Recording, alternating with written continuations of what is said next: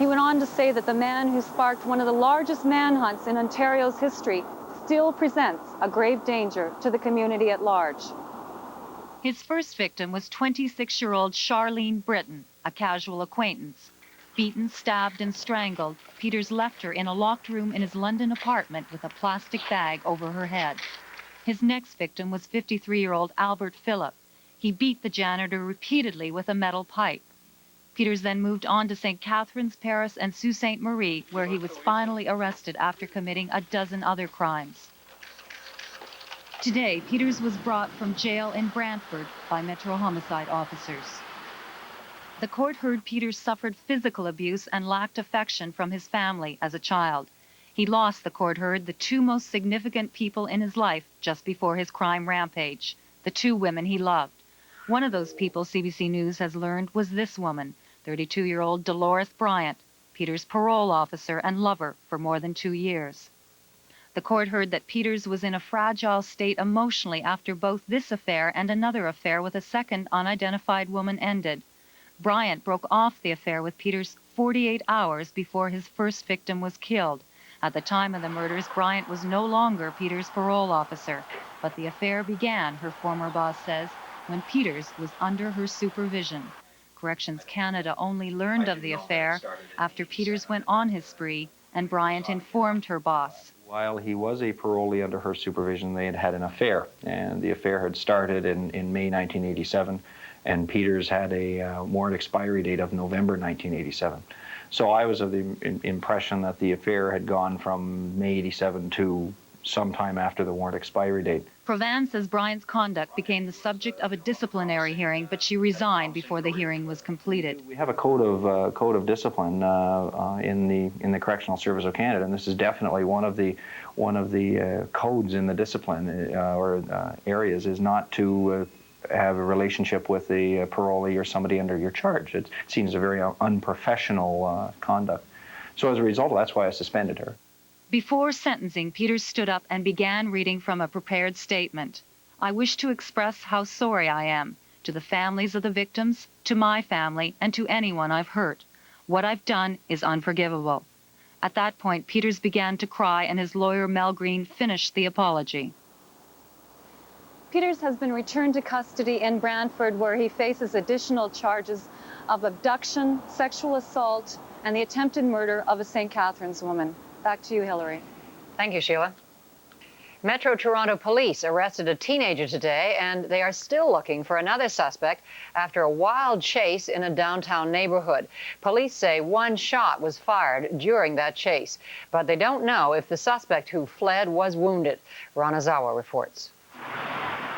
It happened just before 12 o'clock this afternoon. Police say an undercover officer was following this Jeep. The Jeep sped up and smashed into this parked white car. The two occupants ran, one northbound, the other southbound. Lloyd Carr, a crossing guard, says he tried to stop one of them. I clipped him and hit him over the head with the sign. But my job is to do. Right? That's what your stop sign. That's right. Did you see the shot? A shot here, a shot? Yes, I did. Who fired the shot? The officer. Carr says the suspect was hit. Yes, he did. He fell down on the ground. And then what happened? And then the kid got up and he took off again. Police confirmed that a police gun was fired. At that time period, the suspect seemed to draw an object from his waistband. The officer felt that he was armed. One shot was discharged. The suspect fled the scene and was last seen in the housing complex. One suspect was arrested by police. They say he's a young offender, and charges are pending further investigation. Before being apprehended, he ran to this woman's house for help. And I opened the door, and I said to this young man, "What are you doing in my garden?" And he said, "Miss, I'm in awful trouble. Will you help me?" Grosskirth says she told the youth to turn himself in, but he ran. She also explained why she let him in. Okay, you may think I'm stupid, but I'm concerned about the homeless in this province. I'm concerned about poverty. Police say the undercover officer followed the Jeep because it matched the description of a vehicle involved in several early morning crimes. There's 3 robberies and 1 break and enter. 2 suspects were seen fleeing from the scenes of crime in a vehicle. This vehicle description was put over as wanted. Police say they are still looking for the other suspect, the one who was shot at and may be injured. At this point, they have not released a description. Bronizawa, CBC News, Toronto. And Metro Police have made a huge drug sweep in the West End. 38 people have been arrested and face more than 100 drug and criminal charges. The undercover operation, called Project Sunshine, netted weapons including handguns, crack cocaine equipment, and other drug paraphernalia. The arrests and seizures of cocaine, hashish, and marijuana were all made in the city of York. Police are still searching for 13 more suspects. Sonia and Kajadur Atikian have been granted a new trial. The Toronto couple was found guilty last June of allowing their daughter to starve to death. The Ontario Court of Appeal ruled a lower court judge made a mistake in instructing the jury. The couple was sentenced to 2 years less a day for failing to provide the necessities of life.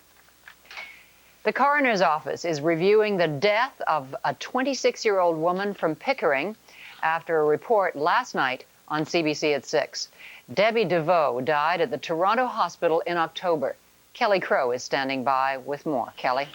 Hillary, as we reported last night, the Toronto General and the Toronto Western hospitals have merged to become one institution. And last summer, the hospital began splitting services between the two sites. And sources inside the hospital are complaining about disturbing delays getting patients back and forward for different services. And now the coroner is reviewing one death to see whether or not there's a reason for an inquest. Now, no one is saying that Debbie DeVoe's outcome would have been any different before the merger, but healthcare workers say they are worried about future patients getting caught in the same gap. Debbie DeVoe died of a brain aneurysm October 26th. She was in the cardiovascular intensive care unit at the Toronto General site when a nurse noticed she had a critical neurological problem. Sources inside the hospital say doctors and nurses desperately worked to first reach neurology at the other hospital, then to get a CAT scan, and then to get Debbie over to the Western to see a neurosurgeon. When she arrived, it was too late to operate. The whole process took 3 hours. Today, the coroner's office says it will review Debbie DeVoe's case to see if an inquest is warranted. Meanwhile, the Minister of Health says she's waiting to hear what the hospital has to say. The ministry has a definite interest in making sure that emergency services are adequately provided. And that's precisely the reason we've been in touch with the Toronto, and they will be explaining to us what their findings are in terms of their review of those particular situations. There's more to health care than just saving money. I thought that health care was all about saving lives. And I thought that health care was providing first-class health services to the people of the province, no matter where they reside. I think it is the minister's responsibility. I'm somewhat shocked by her response. Tory health critic Ernie Eves says the ministry should be ordering an investigation. Obviously, it isn't working the way it is. And I hope that we don't have to go through a whole litany of individual deaths and sufferings to focus the attention in the Ministry of Health so that the minister responds. I would like to think that the minister is more responsible than that. I tried once again today to get a comment from the hospital about all of this, but my phone call wasn't returned. All right, Kelly, now you say there's a possibility of an inquest. When will this be known, in fact? Well, police last night after our story aired received a number of calls from the public wondering if any of this would be investigated. So today they brought it to the attention of the coroner. The coroner says it will take another several weeks before they'll know whether or not to call for an inquest. Kelly, thank you. Thank you. Still ahead on CBC at 6, political bombshell in Moscow. Dictatorship is gaining ground. The reformers have left the stage. The Soviet foreign minister, Edward Shevardnadze, resigns without even telling his boss.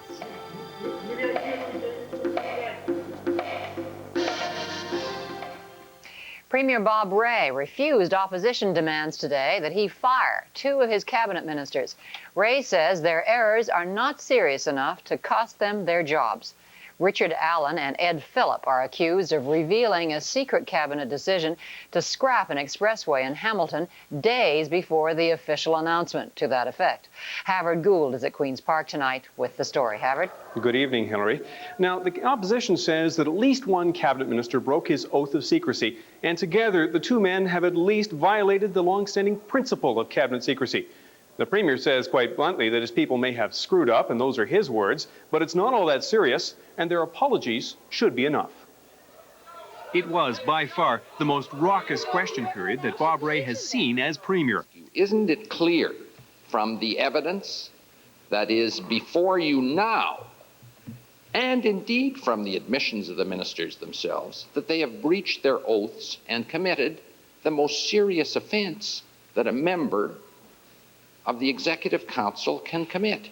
Do you really think that this is something which warrants the dismissal of the Minister of Colleges and Universities and the Minister of Transportation? And my response is, no, I don't think it does. Last week, Bob Rae's cabinet decided to kill the Red Creek Hill Expressway project in Hamilton. No one was supposed to know until this week. But now the government concedes that a handful of Hamilton area New Democrats found out days before the decision was to be announced. It was not fair, and it was not right. Today, Ed Phillip, Minister of Transportation, and Richard Allen, Minister of Colleges and Universities, both had to stand up in the House to apologize for their roles in letting the secret slip. Clearly, all affected local officials deserve equal notice, and I apologize for my part in any discourtesy to them. Last Friday, Allen met with Hamilton area New Democrats to figure out a strategy to handle the announcement about the expressway. Allen says he didn't tell anyone the government was going to kill the project, but the local New Democrats he was meeting with simply figured it out. The day after Allen's meeting, Phillip took some Hamilton New Democrats on a tour of the Red Creek Hill site, again before the announcement was to be made public. When the New Democrats took office, Rae promised his government would live up to the highest standards of conduct, standards the opposition says have now been lowered.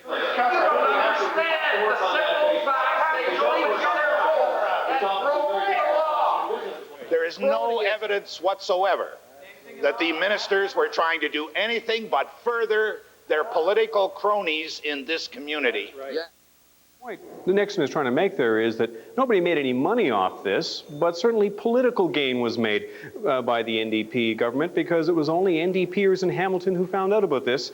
It's safe to say, though, that any political hay that was harvested is now worth considerably less. And to other news, the NPPs begin shortly when the House stops sitting a 3-month break tonight. The first session will adjourn now for the Christmas holiday. It was a busy and occasionally raucous session during the last 4 weeks. All three parties reflected on that today. Paul Hunter has the story. As it is with any new government, the NDP's first session began with tradition and hope. What's happened since has been plenty. The government has introduced 36 bills and made a number of other announcements. Among them, stricter rent controls, extended pay equity and parental leave programs, a committee to gather opinion on the Constitution, more judges and Crown attorneys to deal with the court backlog, tougher conflict of interest rules for cabinet ministers, and a promise to draw up an environmental Bill of Rights. Effective January 1, 1991. Today, 3 more announcements, including plans to extend family benefits in the Ontario Public Service to spouses of the same sex. So far, it's been great. But the Premier acknowledges he has a long way to go. We've got to do a lot more. We've got to do more as a government. I accept all those people who say that there's more to be done. I couldn't agree more. The interim leader of the opposition says Rae can start with the recession. I'm not blaming Bob Rae's government for that. But I'll tell you, he has made the situation worse in 2 ways.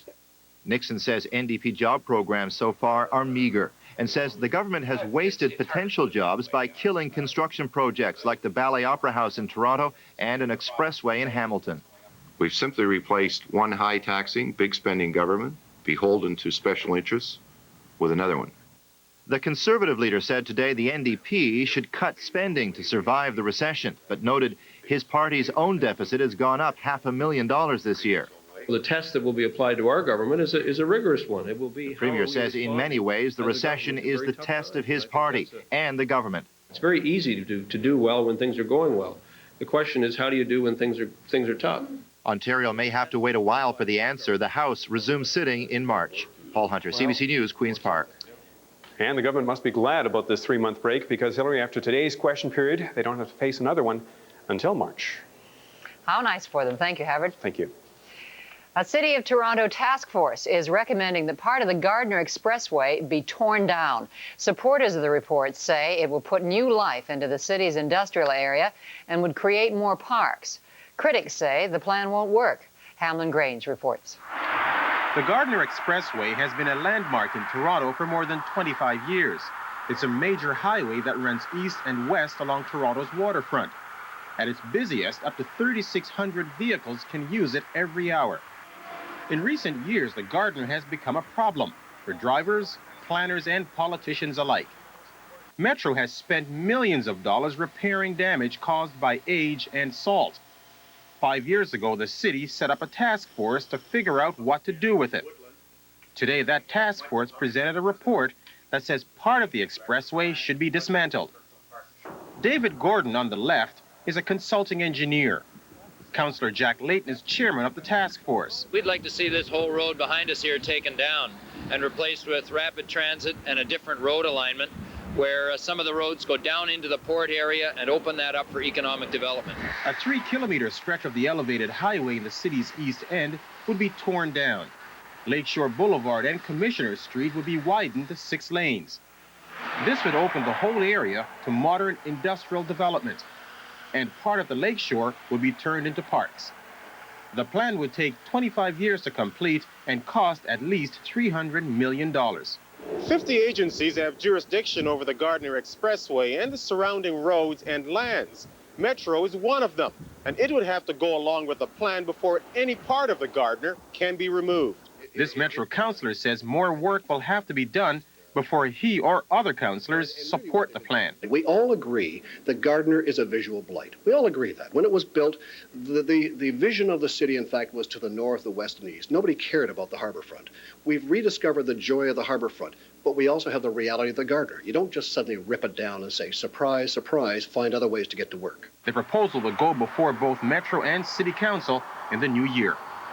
Hamlin Grange, CBC News, Toronto. And now it's time for an early look at the weather with Bill Lawrence, who's standing outside. How does it look, Bill? Hey, a beautiful night, almost a fairyland. Look to all of the lights downtown in Toronto here tonight. And that reminds us, of course, Christmas is just about here. We checked in with the North Pole this afternoon, see how things were going with all the little people and, of course, the big guy. There was a forecast. Skies were clear at 4 o'clock our time this afternoon, and the temperature was minus 42 degrees. On its way, we are told, down to minus 45 tonight at the North Pole. All is in readiness. A bit of a cough on Rudolph, but they hope to have that all fixed up in time for the great ride on Monday night.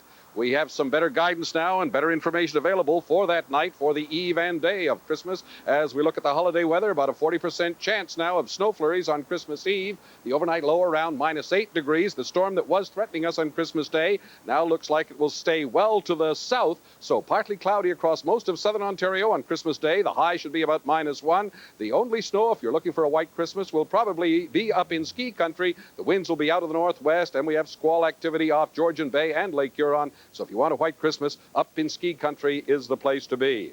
No snow in the forecast tonight as we look at southwestern Ontario for London and Windsor. Mainly cloudy skies, temperatures running not far from the 3-degree mark, and that's about 3 or 4 degrees above the normal low for this time of year. And then for tomorrow in the southwest, rain starts early in the morning, spreads in, and the temperature widens up to a high in London and Windsor of about 8 degrees. For the metropolitan Toronto area and eastward, partly cloudy tonight. Temperature about 1 degree, winds increasing out of the southeast at 40 kilometers an hour. And then for tomorrow, rain in the forecast. 7 is the high for tomorrow, and tomorrow again breezy southeasterly winds not far from 40 kilometers an hour. We'll be back in a bit. We'll look at the weather across the country. It's milder today out in the prairies, and we'll also look at the first couple of days of the last week of 1990. Hillary? Thank you, Bill. Still to come on CBC at 6, reaction in Washington to Edward Shevardnadze's resignation. Shock, but continued commitment to détente. I'm convinced that he is committed to peaceful reform, political and economic, in the Soviet Union. And I'm also convinced that the dramatic moves toward democracy. Colio Wines of Canada are pleased to present the perfect gift for this holiday season. Colio gift packs. Choose one of ours or create your own. Available at Colio retail stores. Colio Wines, from our family to yours. Happy holidays. You know, I have to confess, I find you irresistible. Sometimes you're delicate and tantalizing. Other times, you're warm and passionate. And anywhere, anytime, you're a terrific charmer. And so... Al dente. It's made in Italy. And that's what I love about it. Pasta made in Italy. True love. Something's happening. There's a new attitude, a new excitement on the streets of downtown Windsor, and it's waiting for your rediscovery. You can sense it from the friendly smiles. You can feel it with every stride, and you can see it in every display. The merchants of downtown Windsor are stocked up and ready with everything you want this Christmas, and they welcome you to Windsor's distinctive shopping experience. Be a part of it. Downtown Windsor, simply spectacular. Brisbois Christian Bookstore and Gift Shop is proudly keeping Christ in Christmas again this holiday season with Fontanini nativity scenes. Enter a free draw for this charming set. And sterling silver Italian-made rosaries, regularly $49.95, now $29.95. And with beautifully handcrafted Christmas villages, precious moments, collectibles, and more. Books, cards, videos, music, Bibles. It's all at Brisbois Christian Bookstore. From our family to your family, blessed holidays. Merry Christmas. Merry Christmas. Ebenezer Scrooge. Oh, I like Christmas. Just not all the money people spend on gifts. So this year I've seen to it that gifts are priced so low, even I'd buy them. Ebenezer. Scrooge-approved prices. Only at Canadian Tire. Scrooge-approved prices? It's my little gift to everyone. What a nice gift, Ebenezer. Yes, doesn't cost me a cent. Canadian Tire lets you give like Santa and save like Scrooge. Starting Wednesday, December 19th, and for the remainder of the week, only one store wraps it up right with special brand name savings. Zellers has 40% off all their brand name bras. Famous names like Wonder Bra, Warner's, Daisy Fresh, Playtex, and Vogue. Brand name bras at 40% off, and you get free valuable Club Z points too. Zellers is the store with a spirit of savings. Zellers wraps it up right, where the lowest price is the law. If your Christmas holiday calls for more sand than snow, check out Sears Island Palm and Black Sand Beachwear for men at 30% off. Just about everyone is into hot fashions from Sears. Your money's worth and more. Mr. Edward Shevardnadze has resigned. The political bombshell came during a dramatic speech at the Congress of People's Deputies in Moscow today. Shevardnadze said he'd grown tired of defending his liberal policies against attack from hardliners, and he called his resignation a protest against what he called the advance of dictatorship. The decision caught the Soviet leadership completely by surprise, and none more so than Mikhail Gorbachev. Don Murray reports. For Mikhail Gorbachev, as the day began, the worst at this Congress seemed to be behind him. He was wrong. His foreign minister, Edward Shevardnadze, took the podium to make what he called the hardest speech of his life. Dictatorship is gaining ground. The reformers have left the stage. No one knows what kind of dictatorship there will be and who will be the dictator. I want to make this statement. I am resigning. In leaving, Shevardnadze took care to praise his leader. I want to express my deep gratitude to Mikhail Gorbachev. I'm his friend. I'm his ally. I have always supported him, and I will continue to support him to the end of my life. But the damage was done. In the middle of internal and external crises, such a departure with no warning, accompanied by talk of a coming dictatorship, was devastating for Gorbachev. Some deputies saw the talk of dictatorship as aimed directly at the country's leader. I think it's a very serious crisis for President, for the country, and for the whole perestroika. How worried are you about dictatorship after what's happened this week? I see no possible dictator so far, politically speaking, but I see a real threat to the very process of democratic change, and this threat is growing. And Colonel Nikolai Petrushenko, a leader of the conservative Soyuz faction and a relentless critic of Shevardnadze for having lost the Soviet Empire, expressed satisfaction at his departure. He said he hoped other supporters of perestroika would also soon quit. And at the end of the day, another bombshell. Gorbachev himself stood at the podium and denounced Shevardnadze's resignation.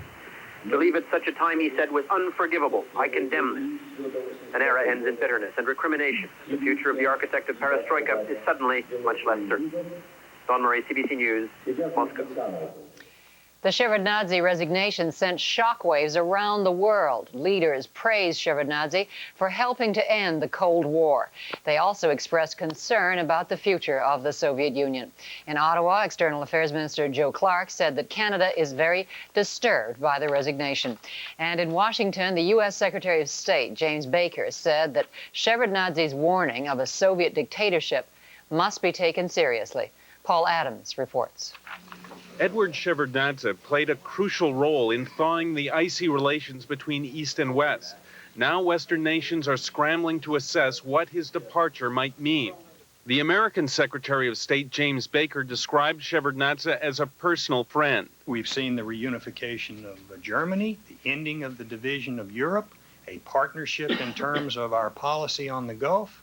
I'm not sure that that would have happened had he not been the foreign minister of the Soviet Union. But Baker stressed Gorbachev's pledge that Soviet policy won't change on issues like the Gulf and the START agreement on arms control. President Gorbachev has said there will be no change as a consequence of this resignation in Soviet foreign policy. And if there is no change, then we would expect that the agreement with respect to START would move forward. Former British Prime Minister Margaret Thatcher was among the first Western politicians to embrace warmer relations with the USSR. I know Mr. Shevardnadze. I've talked with him many times. He's a statesman of world renown, and he was a great and enthusiastic supporter of the reforms. The German Chancellor, Helmut Kohl, stressed Shevardnadze's role in helping to dismantle the Soviet Empire in Eastern Europe. He said he hopes domestic reforms in the Soviet Union will continue. At the United Nations, where Shevardnadze helped transform the role of the Security Council from confrontation to international cooperation, the Secretary General said he will be missed. First of all, he's a personal friend of mine, and second, because he was extremely supportive of the United Nations. Shevardnadze's resignation alone does not mean the end of improved East-West relations, but it's another sign of Gorbachev's weakening hold on power. And the Western nations have a lot riding on Gorbachev's survival and the survival of his policies. Paul Adams, CBC News, Washington. Gwynne Dyer is a military analyst and an expert on Soviet politics. Earlier today, I asked him if he thought the Shevardnadze resignation brings the Soviet Union one step closer to anarchy. How serious is this, Gwynne, do you think? I mean, does it take the Soviet Union over the brink?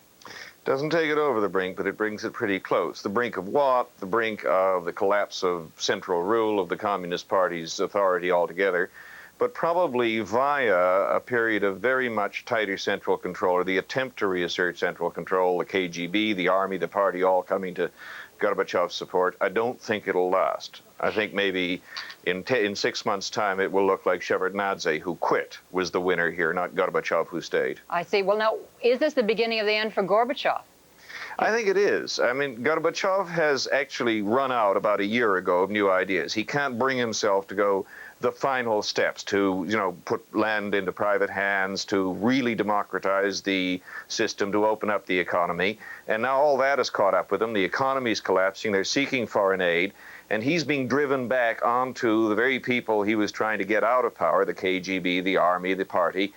And so we are going to see a crackdown. I think it's quite significant that Shevardnadze is Georgian, and he can see that one of the things that's going to happen soon is crackdowns on the secessionist republics. He doesn't want to be any part of that because it won't work. In the long run, they'll go. All right. Now, do you expect to see any change in Soviet foreign policy, notably in the Gulf?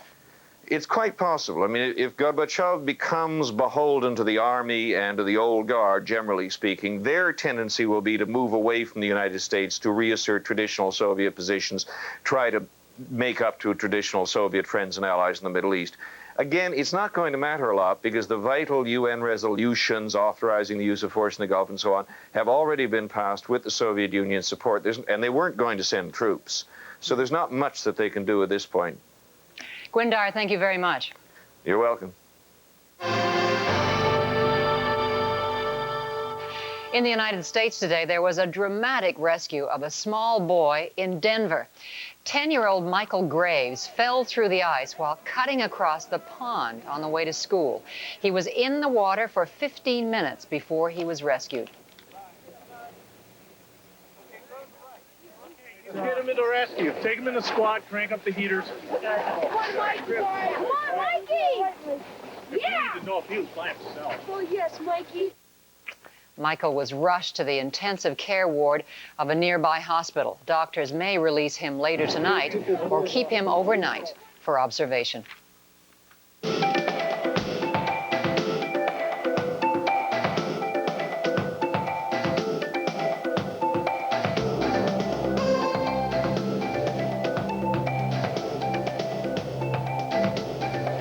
Coming up on CBC at 6, Beth Harrington and the Bare Naked Ladies. Beth, take it away.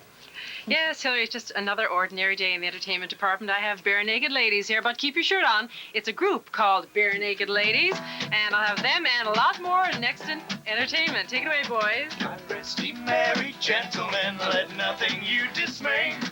Remember Christ our Savior was born upon this day to save us all from Satan's power when we had gone astray. Oh, If your car or light truck has an exhausted exhaust system, your Essex County GM dealer's service special offers the solution. Included is a new muffler, front pipe, tailpipe, clamps, labor, and a lifetime muffler warranty. Sample price only $139.95. Another Essex County GM dealer's service special featuring genuine GM parts, the expert choice. See Gus Revenberg, Pontiac Buick GMC Windsor, Jim Allen Chevrolet Essex, and Fort Malden Pontiac Buick Amherstburg. When I look like this, my guys challenge me to lose 20 pounds. Me, Tommy Lasorda, the guy who loves to eat. Well, I lost 30 pounds in 3 months with the Ultra Slim Fast weight loss plan. It was easy. I had a delicious shake for breakfast, one for lunch, and then a wholesome dinner. And I didn't feel hungry. The pounds dropped off. Isn't that great? You know, this is the first time I ever lost anything and felt good about it. Ultra Slim Fast. Give us a week. We'll help you lose weight. You know, I have to confess, I find you irresistible. Sometimes you're delicate and tantalizing. Other times, you're warm and passionate. And anywhere, anytime, you're a terrific charmer. And so... Al dente. It's made in Italy. And that's what I love about it. Pasta made in Italy. True love. I don't want to grow up, don't want to grow up. I don't want to grow up, don't want to grow up. I don't want to grow up. I'm a Toys R Us kid. There's a million toys at Toys R Us that I can play with. From Mattel Toys, the popular 7-inch Bart Simpson soft body doll, $13.87. And Barbie's Living Pretty Home, $79.87 or $69.87 after $10 rebate. Doll and furnishing sold separately. I want to be a Toys R Us kid. It's not for the faint of heart. He was shouting about murders, hanging. Gritty, real-life hospital drama. And we got nothing to go on. No history at all. You're about to enter the emergency room. Raised your temple. Slight concussion. A crisis around every corner. We didn't invite you to our party. I despise hospitals. I thought I was going to die. The emergency room. Thursdays at 7:30 on CBC television. CBC and you.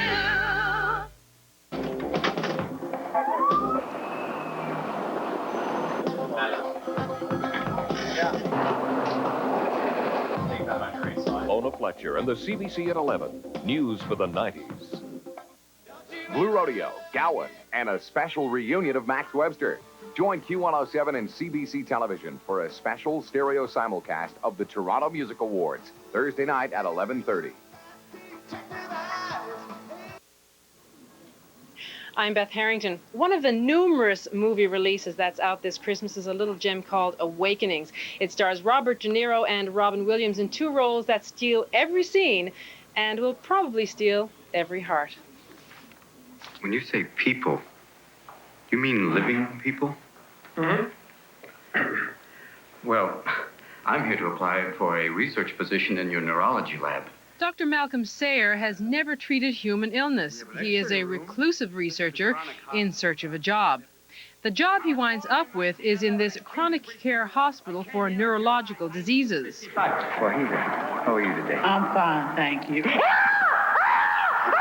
In spite of his reclusive nature, Sayer discovers that he has a need to reach these patients, many of whom are in a sleep-like state permanently.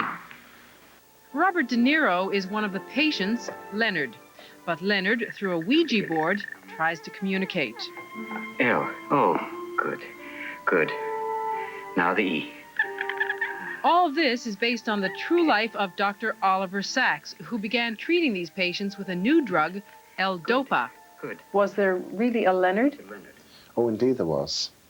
When L-Dopa was originally discovered and used for patients in 1967, it increases something called the dopamine in the brain, a transmitter he called dopamine resurrectamine, which showed both his humor and his irony.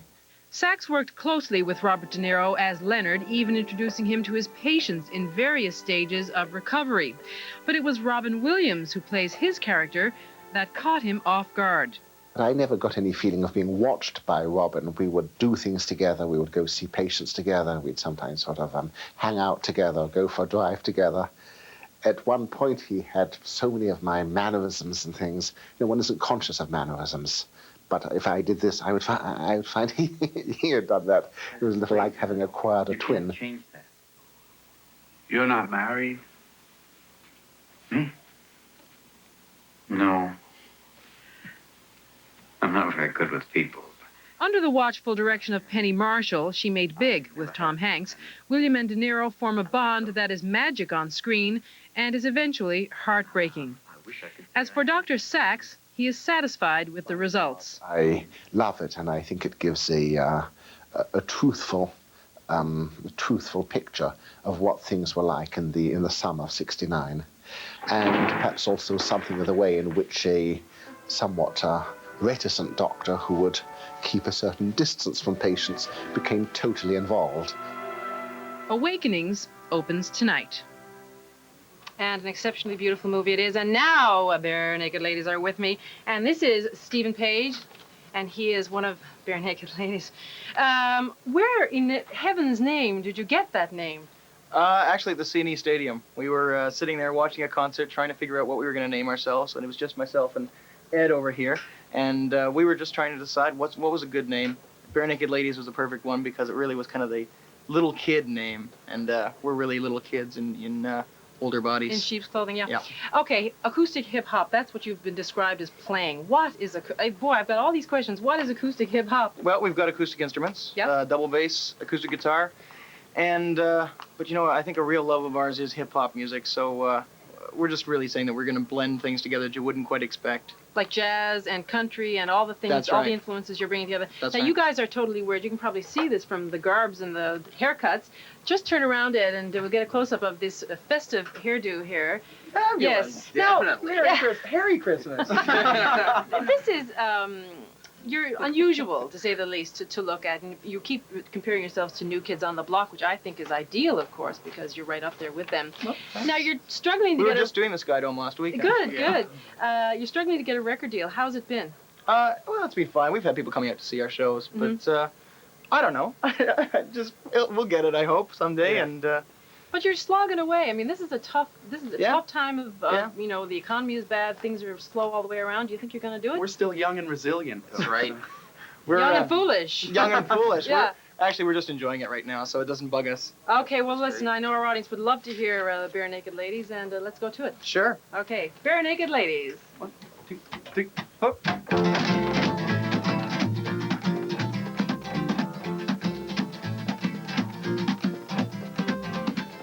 If there's someone you can't live without, then do so. Oh, oh, oh. And if there's someone you can't just shove out, well, do so. You can be my Yoko Ono.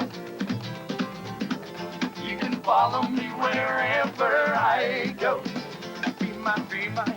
Be my Yoko Ono. Whoa, whoa.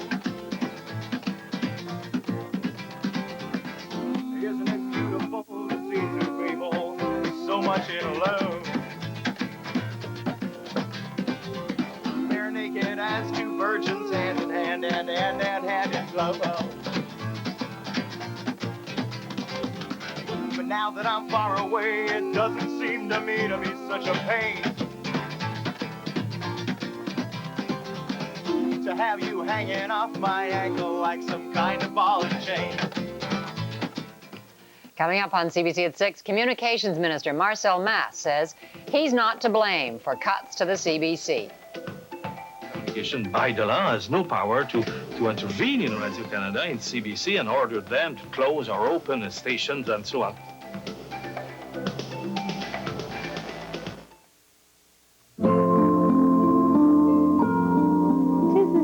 For kindling the fire of hospitality. Valente Real Estate and its staff wish you all the blessings of this holy season. Have a warm and cozy Christmas filled with the cheer of good friends and the joy of loved ones. May you have a happy and healthy holiday season. Join Kathy Cookson and the Valente Home Showcase Sunday mornings at 9:30, beginning January 6th. 'Tis the season to stop into your neighborhood Tim Hortons and pick up fresh baking for the holidays. You've always got time for Tim Hortons. No one said no to taste like this. It's our round-the-clock freshness, round-the-clock freshness. Always got time for Tim Hortons. This holiday season. I don't want to grow up, don't want to grow up. I don't want to grow up, don't want to grow up. I don't want to grow up. I'm a Toys R Us kid. There's a million toys at Toys R Us that I can play with. Galoo's Peeper Pals Pups have light-up eyes, $33.87 each, battery sold separately. The Micro Machines Electronic Emergency City has electronic lights and sounds, $29.99 at Toys R Us. Cars and batteries sold separately. I want to be a Toys R Us kid. Merry Christmas.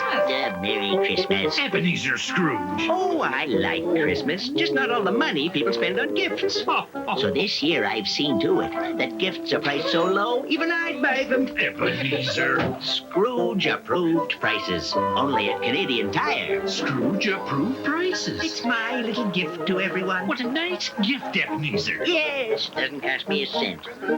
Canadian Tire lets you give like Santa and save like Scrooge.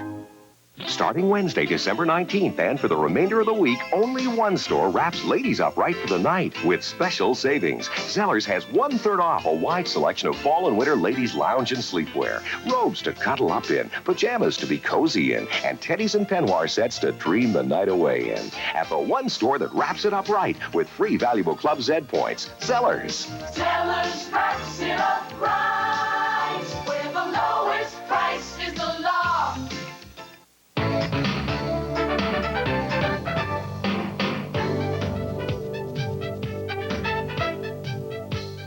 The Communications Minister, Marcel Mass, says he refuses to accept any blame for the massive cuts to the CBC. He told a Commons committee today that he has no power to intervene in decisions made by CBC management. Bill Casey has more. When the Minister of Communications showed up at the committee this morning, he was treated to a rare show of all-party unity. MPs from the three major parties presented him with a 55,000-signature petition demanding the reopening of CBC's Windsor TV station. That's a massive community effort. I've never seen a petition.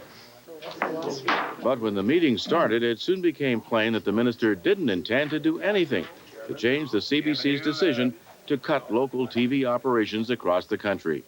The Minister of Communication, by the law, has no power to intervene in Radio-Canada and CBC and order them to close or open the stations and so on. Mass maintained that neither the letter nor the spirit of the law allows him to influence CBC decisions. Windsor Liberal MP Herb Gray told Mass, that's a lot of crap. The idea that Mr. Moss had nothing more to do than to wash his hands and cry crocodile tears is completely wrong. He could have acted. He didn't. He's bailed out on the people of Canada. He's bailed out on the CBC. He's bailed out on the government's role in communications as a unifying force in this country. It's a national disgrace what's going on. And New Democrat Howard McCurdy said the minister has the power to step into a situation like Windsor. That is why we have called the minister of benign neglect and general insensitivity. Today we heard he is the minister of irrelevance. The Conservative chairperson of the committee says he's not satisfied with the explanation the CBC has given for its cost-cutting measures. Felix Holtman says he intends to recall the CBC president to answer more questions next month. Bill Casey, CBC News, Ottawa. And in Windsor today, the first environmental report on the riverfront property gives the land a failing grade. Pockets of mercury, lead, arsenic, and other pollutants have been found on land that is about to be developed for public use. As Kim Christie reports, it could be a big setback for an ambitious plan to change Windsor's image. For more than a century, railway tracks dominated Windsor's riverfront, but already most of the tracks have been ripped up. It's part of a transformation that will turn 2 kilometers of waterfront property into parkland, along with cultural and entertainment facilities. But first, the land may have to be cleaned up. Chemicals have been found in 12 of 30 sites that have been tested. They exceed guidelines set by the Ministry of the Environment. Many of the guidelines are not based on human health, although some were found here that are based on human health. Guidelines such as lead and mercury are based on human health, whereas arsenic, for example, is based on the health of plants growing in the soil. Until there are more tests, it's unclear if the contamination will have any effect on plans to move the annual Freedom Festival activities to the railway property next summer. More than 1 million people visited the Freedom Festival grounds last year. The spokesman for the city who is managing this riverfront project says he is so upset about the contamination that he prefers not to talk about it until he knows more about the implications. And those implications are just how far do the contaminants spread, how long will it take to clean up, and how much will it cost? Kim Christie, CBC News, Windsor.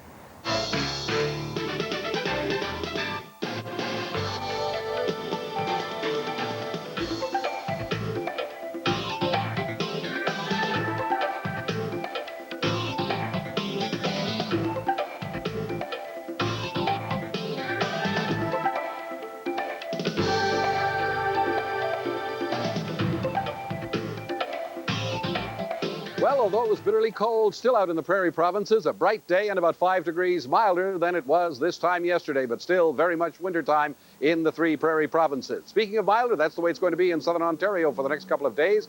A look at our map tonight, and 2 highs tell the story. One situated over Quebec City, and around that a southerly to southeasterly flow of warmer air, the leading edge of which passed through the Toronto area early this afternoon. It now arcs through the center of Lake Ontario and back to an intense disturbance, a center of low just about right over Duluth at the present time. On the north side of that low, anywhere between 10 and 15 centimeters of snow expected, and wind chill values tonight of minus 52 degrees. The other high, there it sits, right over the prairies, the dome of Arctic air, and that is pumping a northerly flow of cold air, as you can see, well down deep into the United States. They expect snow as far south tonight as the border of Mexico. Cold air then to the north and to the west of us, and there's that little wedge of warmth. We stay in that for 2 days. The leading edge of that cool air mass doesn't make its entrance into southern Ontario until Saturday night. Across the province today, first let's have in the Ottawa Valley. Here's the way it was. Sunny, minus 11 degrees. Sudbury, North Bay, minus 10, all in sunshine. Bit of cloud around Timmins at minus 12 this afternoon. Snow has already begun in the Thunder Bay area. The temperature at 1, they're down to minus 18 tonight, and they are looking for about 10 to 15 centimeters of snow. In the Lake of the Woods area, sunny and minus 19. Windsor, sunny today, not far from 5 degrees, and that's on the plus side. Sunny in London, and 1, partly cloudy. Toronto at 1 degree to the east. And just to show you where that front lay this afternoon, Ajax, Markham, Kingston at minus 5 degrees. The forecast then for tonight and tomorrow for Windsor and London, cloudy down to about 3 degrees. A southeasterly wind at 40 kilometers an hour. Rain in the forecast for tomorrow up to 8. Southerly winds at 40. For metropolitan Toronto, variable skies, a high or overnight low rather of 1 degree. rain in the forecast for tomorrow, and the temperature at 7. For Saturday, rain in all areas. Sunday, variable skies, a 40% chance of flurries. And for Monday, variable skies again, and a flurry or two in the air. Better take a flashlight with you tomorrow. Tomorrow is our darkest day, only 8 hours and 55 minutes of daylight. It is the beginning of winter. Hillary? Thank you, Bill. This is CBC at 6. Coming up, the sports round with Bruce Dobigan. That's right, Hillary. The Leafs took a couple of scalps the last 2 nights in New York City, but the scalpers they really want to get are the ones that work Carlton Street in front of the Garden.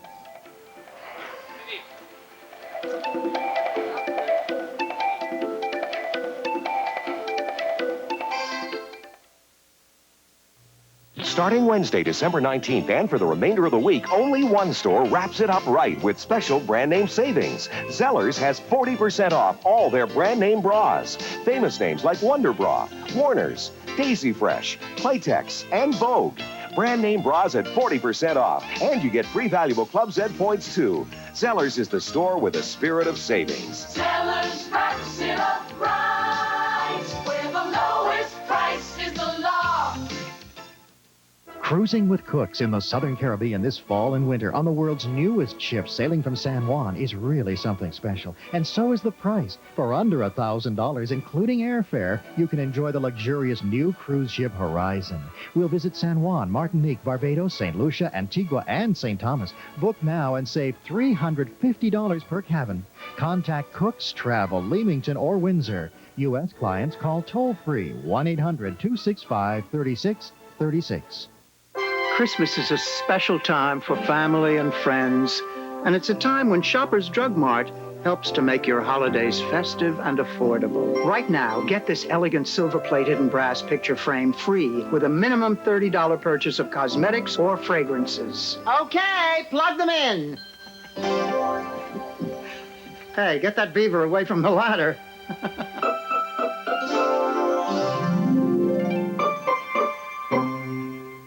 K5 International presents Super Bowl of Crashes, a thrill-a-minute home video. High-powered missiles of steel rocket across burning asphalt. One mistake, one momentary lapse, and disaster. You will never see more devastating crashes anywhere at any time. Super Bowl of Crashes is a collection of professional racing's most spectacular smashes. It is definitely not a video for the faint of heart. This is the most dangerous sport in the world. On 4 wheels or on 2. This action will send cold shivers down your spine. Smashes and crashes, thrills and spills. This is every driver's nightmare. Super Bowl of Crashes. Get it and watch it if you dare. Also ask for Dynamite on Ice, Boxing Wars, Pro Hockey Funnies, Smash and Crash and Sports Action, or Roller Derby Wars. Your choice, only $19.99 from K5. Available at the Bay, Zellers, Woolco Woolworth, Kresge Kmart, participating Canadian Tire, Sam the Record Man.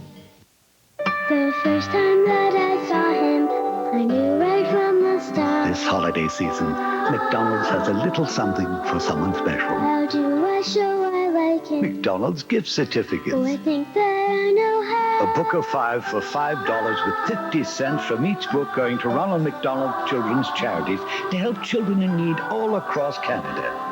With McDonald's gift certificates, you can help a charity that helps children. I knew he always liked me.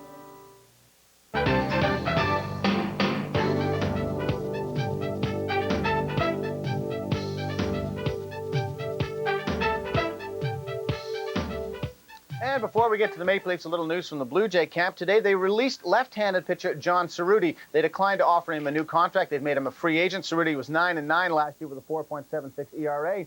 And you'd think with clubs chasing people as mediocre as Bud Black around, they could have gotten something better than that for John Cerruti. But John Cerruti, a free agent, free to sign with anyone he chooses in the near future. Well, if this is the ghost of Christmas present, then the Leafs will be haunted a lot more if they have any say in it. Tom Watt's Wonders are undefeated in 5 games on the road. And, of course, they are playing a kind of hockey that makes them verge on respectability these days, all of which, of course, is making them a hot ticket here in Toronto. And the Leafs are happy to sell tickets. What's upsetting them is the people who are doing the selling.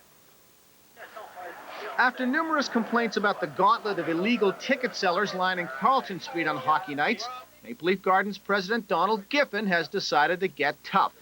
In a letter to season ticket subscribers, he says that if their tickets are found in the possession of scalpers arrested by the police, they will have their privileges revoked. The resale of tickets for more than their face value is against the law, but that hasn't prevented legions of scalpers from working the streets before events at the Gardens. According to Giffen, police are finding an alarming number of season tickets in the possession of scalpers, and Giffen reminds the subscribers they are responsible for the distribution of tickets.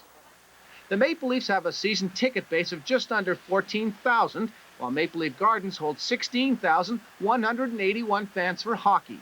They are sold out for all but 3 of the remaining home dates, so those tickets sold on the street should command a considerable price if the supply of season's tickets to scalpers dries up. No scalping this weekend. The Leafs remain on the road. They're in Washington for a matinee on Saturday, and then they face the New Jersey Devils before the Christmas break. Leafs on the road 4-11-1, but as I say, unbeaten in 5. The Red Wings are in action tonight, and they'll be at the Joe Louis Arena against Winnipeg. Red Wings have won 3 of their last 4, comfortably in 3rd place in the Norris Division. Well, it was a tough loss for Canada yesterday at the Izvestia tournament in Moscow as they were edged by the Swedes, and we have the highlights from the game yesterday in Moscow. Sweden opened the scoring with just over 2 minutes left in the opening period. Thomas Forslong passing to Tommy Shaden. His shot, he dekes Doug Dadswell in the Canadian goal. In it goes 1-0 for the Swedes. With just 44 seconds to play in the period, they make it 2-0. Frederick Stillman cruises down the left side. He'll blast the shot past Dadswell. 2-0 for Sweden. It took Canada more than half the game to finally score. 12 minutes into the second period, they finally get a power play goal. It's Stu Barnes. He blasts a slap shot past the Swedish netminder, but that's all Canada can manage as they are edged 2-1 by the Swedes, and that record falls to 1-2 at the Izvestia tournament. Well, while the expansion Ottawa Senators of the NHL wait for a new arena to be built in suburban Kanata, they must share the tiny Civic Arena with the 67s of the OHL, and they've already started planning the changes. When the NHL executive first came to visit Ottawa on November 14th, their first stop was at the Civic Center, and marketing manager Bernie Coulterman, along with other city officials, must have done a good selling job because Ottawa got the NHL franchise. Now Bernie Coulterman has to face reality. A few years ago, City Council approved to do a major facelift to Lansdowne Park, seeing as it's been around for 23 years and it's enjoyed a lot of use. And so I think the Senators, as well as everyone else, is going to get an opportunity to be using the facility and using them in a much better condition than they are these days. We expect when we get through the whole renovation and the seat removal process that we'll be able to add about another 500 seats into the existing arena itself. We'll be closed for about 5 weeks through July into the first week of August, and that's when we'll be looking to do everything from the seats to the rink boards to the new flooring in the concourse, basically giving the whole place a complete facelift. The NHL team will require a much larger press box. We're looking to add at least 350 square feet into the press box, maybe look at double tiering some of the seating in there, and trying to make as much use of the existing space that we do have up there right now. And that's it for Sports. Hillary, back to you on Mutual Street. Thank you, Bruce. That is CBC at 6 for Thursday, December the 20th. I'm Hillary Brown. I'll be back after Christmas, and I'd like to wish you all good cheer for the holiday season. Good night.